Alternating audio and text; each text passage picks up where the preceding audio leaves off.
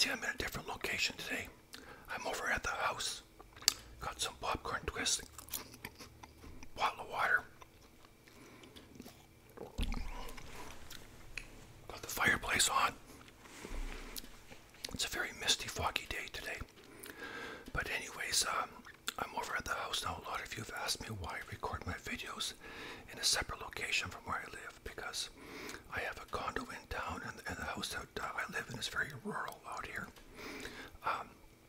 First of all, it's just easy to do that because at my condo, I can leave everything set up. I don't need to tear everything down each time. My lighting, my camera angles, my tripods, my computer, all my files are all out there. You know, all my props, everything is out there. It's funny because that condo, if you open the fridge, there's nothing in there except bubbly or water, and there's nothing in the cupboards. But I also record my my kitchen videos there. Marci's Kitchen. I record my cooking videos there as well. So it's just perfect because it's all set up for me. And now the drawback is it's right in the thick of. It's right in the hospital area.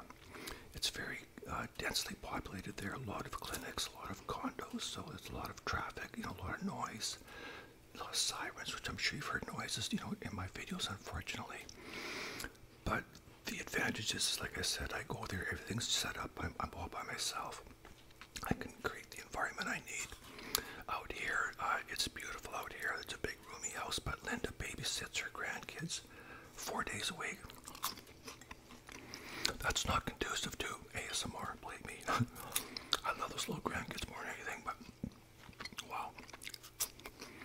I've done some of my kitchen footage out here when I've, cooked a few of my things for my, I think like Swiss steak and lemon prawn pasta, taco pie. I recorded the footage here.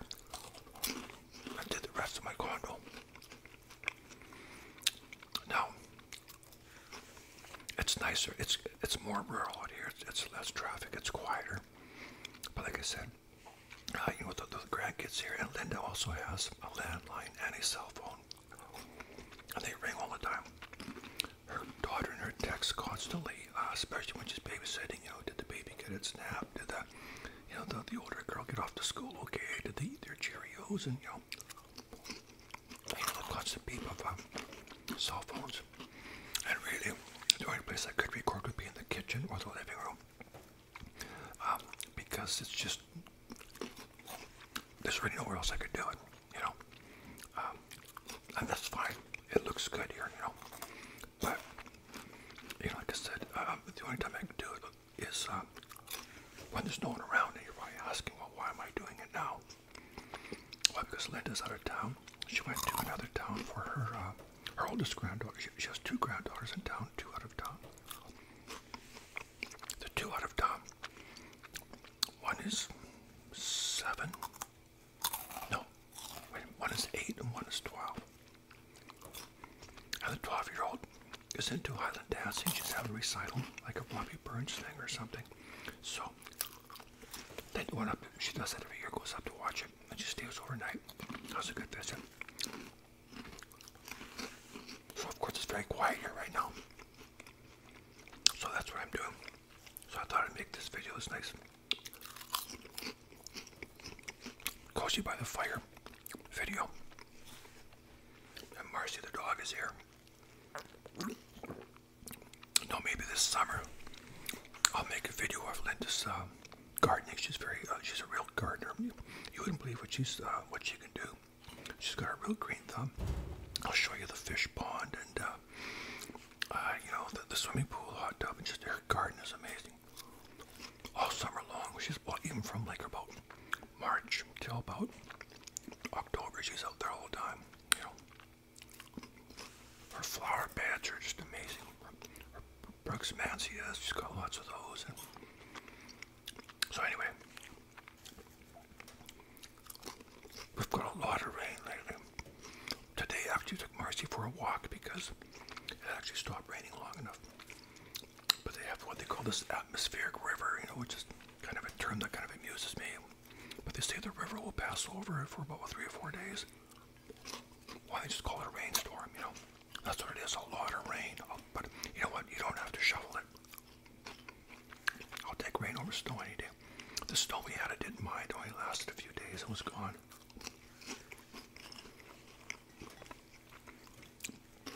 I took a picture of the snowman. It looks a lot different than it did initially. Now, Marci. Here, Marci. Here, Marci. Marci, come here. Here, Marci, some of these corn chips. I want to try one of those. I want to try corn chip. No. This is Marci. Marci the dog. I love Marci. Yeah. I'll give you a smooch, huh? Give me a smooch, huh? She's not in the mood. She gives almost as much tongue as Linda. She's a good girl. She's 11 years old and she's a real sweetheart. I love you so much, don't I? Yeah. Okay, you can go lay down now. It's okay, you go lay down. I got you up for nothing, didn't I? Yeah. So anyway, Marci got out for a walk today. Not last night or yesterday morning because she goes twice a day, but it was raining so hard all day yesterday, but I see it's kind of stopped now for a while. It's supposed to rain for a few more days. I notice the ditches are just full of water. So anyway, now, like I said, I'll take rain over snow any day. That's why it's so green on Vancouver Island, because it's so lush, because it's a rainforest. It just rains a lot, especially in the winter. It's actually quite warm though. Today it's very misty and foggy. So anyway, I gotta tell you something. My best friend John is a big guy, 6'5". Really big guy.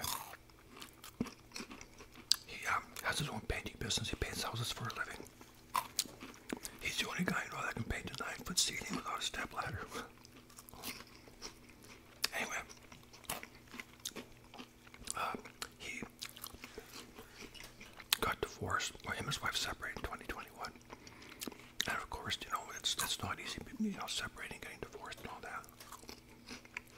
He was having a rough time, but he's okay now. He's been making his way back. So far, he's been renting. Now, the first place he rented off was a co-worker that him and actually, I'll tell you how John and I met. We met in '87. He started working in the same facility I did. And we worked together for 19 years. We've been friends for like, 36 years now. So anyway, we had a co-worker. And John went into one day and said he's looking for a place to rent. She had a basement suite. So he rented off John and his son moved into the basement suite. Turned out she was a landlady from hell. Really gave him a hard time about everything. So after about 8 months, he found another place. And meantime, his son moved out of town, got engaged, got married, and had a kid. So now John's a grandpa. So John's been living at this place now for a little bit more than a year. About 15 months he's been renting. Very nice place. His landlady is great. As a painter, he's done work for her in the past and more recently as well. She owns this tea house, restaurant type thing, you know, where she reads tea leaves and you have little lunches and all that. Very successful. So, anyways, I got a listing a couple of weeks ago, sent to me by my realtor, because he knows I'm always looking for real estate. You just never know when you want to, buy something else or whatever, It's just something I do. So, he sends me this listing for a 2-bedroom townhouse for $299. Now, Vancouver, the city of Vancouver, has the most expensive real estate in all of Canada. I think the least expensive is in Newfoundland and maybe Saskatchewan, places like that. I know here on the island, I live on Vancouver Island, real estate is quite pricey too, especially the capital city, Victoria. But something happened a few years ago where real estate like tripled almost overnight. It's crazy. nobody can afford anything. That's why they're building so many condos and stuff. People can't afford houses anymore. So I got this listing from my realtor. It seemed too good to be true. This townhouse was $299 for 2-bedroom. Now I looked at those same ones years ago. It's in a 55+ community, and I just turned 54. So of course I wasn't eligible to buy, but I remember looking at one and they were very impressive. So I forwarded that listing to my buddy John, because I know he's looking. He got back to me within minutes and said, hey, thanks buddy, this looks really good. Now at that price I thought there has to be something wrong with it. I couldn't see anything, there's nothing in the write-up. But I thought, well, maybe there's some remediation that has to be done, or there's some issues or something, some strata issues or something, but couldn't see anything. Unless you go over the minutes usually go back about 2 years or so. Unless you go over the minutes, you can't really always tell. So that's fine. So a couple days later, I'm at my condo working on my meatloaf video from Marci's Kitchen. I'm up to my neck in videos because I had different ones going on. I think I had about 3 videos on the go at that time. Way overloaded. Sean sends me a text at about 9:30 in the morning. Hey buddy, can we meet for coffee? I need your advice on something. I thought, I just got into working, and I thought, John's my buddy. When a buddy asks you for advice or whatever, you just kind of have to jump in there and do it, right? That's what friends are for.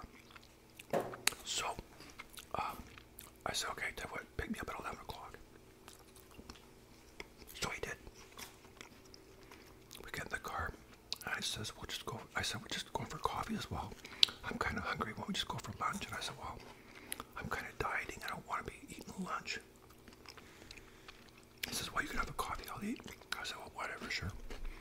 So we're driving along. He said, well, I need your advice. I said, oh yeah, what's up? He says, well, I'm thinking I'm getting back together with my wife, my ex-wife. I thought, oh, are you serious? John, you can't be serious. I was speechless. I didn't know what to say. And I said, John, the only advice I can give you on that is you need to think about that. It's your decision, but you need to think about that. And that's all I said. So we're just kind of sitting and we're just kind of driving along. It's quiet, kind of awkward. And then I said, just to kind of break the ice, I said, so did you ever check out that listing I sent you? I said, yeah. He said, I bought it. He said this thing about my ex-wife, I just said that to throw you off. So he's not getting back with his ex-wife. That was just a ruse to throw me off. But he wanted to surprise me. So he didn't need my advice. He just wanted to surprise me that he had bought this down home. So I said, that's cool. So the people who owned it, the lady who owned it was from Korea. And she had just gone back to Korea because she was health-wise, her health was failing, and so she wanted to get this condo sold. And that's why they dropped the price. It was $349. For about 2 days, they decided to drop it down to $299 because they just wanted to get rid of it. So John was able to close the deal for a few reasons. He had the cash, so there's no subject to financing. He did his own home inspection, so there's no subject to a home inspection, nothing like that. So he was able to close it very quickly. Now also, one other person bid on it, but because we'd gotten so much snow right about that time, nobody wanted to come out and look at it. John even had to convince his realtor to meet him there so that they could look at it together. She's reluctant to do it. Now John drives a Ford Escape. He's got good tires, so he's all-wheel driving almost anywhere, but I can see those little cul-de-sacs and those side roads. They don't get plowed right away, and I can see how some of them might get stuck down there, so I can totally see why people don't want to go out. So he put a bid of $275. They turned it down. I'm not sure what the other people bid, but he came back with $295 when they took it.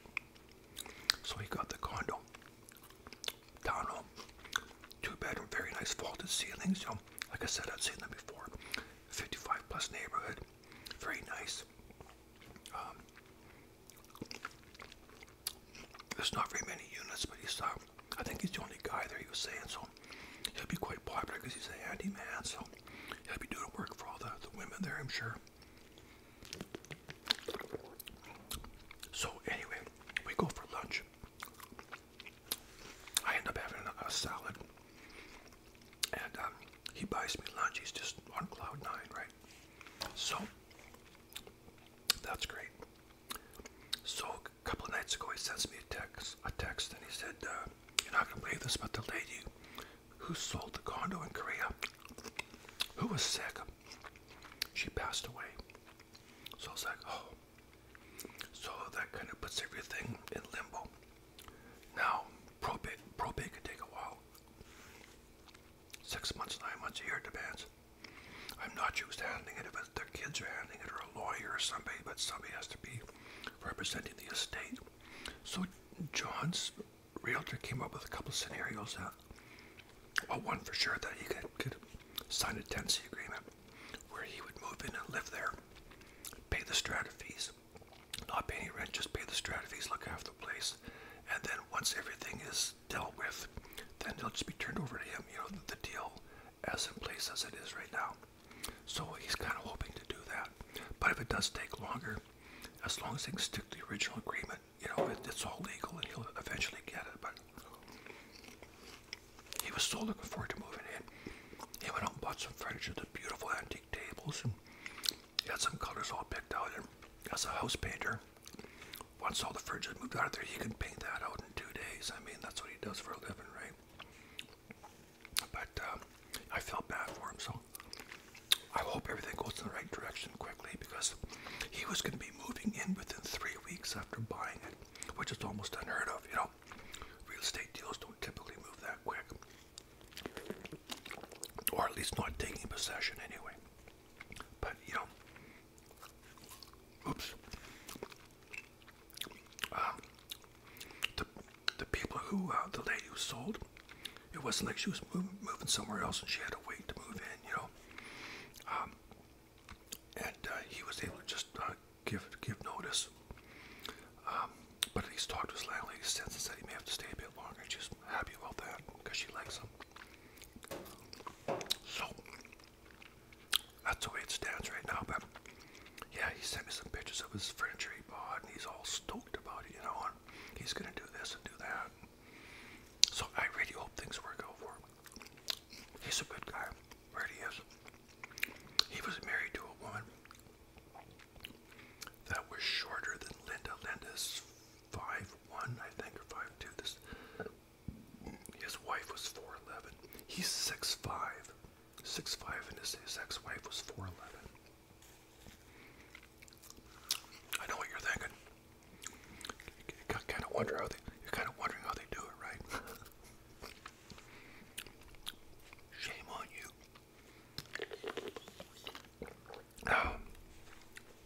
So anyways, so I'm meeting my son for lunch today. We're supposed to go out last night for dinner, but his mom occasionally asked him over for dinner, and she had asked him first. So I said, well, we'll meet for lunch instead. So we're going out for lunch to the Cactus Club. Is kind of not high-end, but they present themselves as being high-end. The food is very good. Service is good. By all appearances, it's kind of like a nice high-end restaurant, you know. A place where you'd meet for a business lunch or something, you know. Very nice. They got good salad bowls. That fire feels really good there on my back. Marci usually has her bed just behind the camera. I moved it over here to make this video, but it's right by the sliding door, but she always enjoys the fire. Don't you, sweetheart? Yeah, you do. She's a good doggy. Well, here's a good corn chips.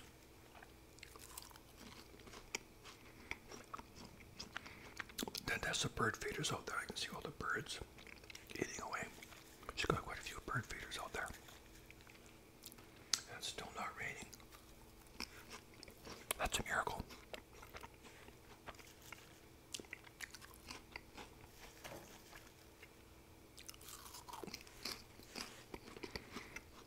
So I'll try and change it up a bit, try and do a few videos relatives out here.